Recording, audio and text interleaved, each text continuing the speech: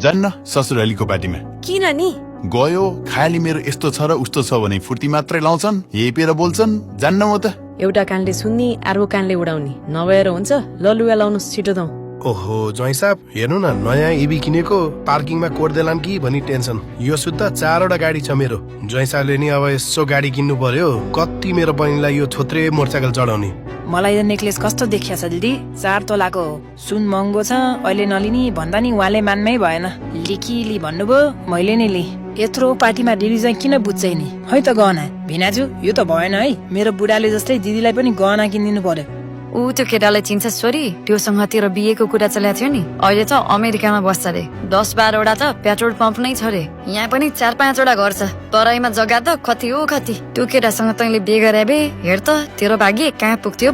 फुटिया भाग्य लिएर आएपछि यस्तै हो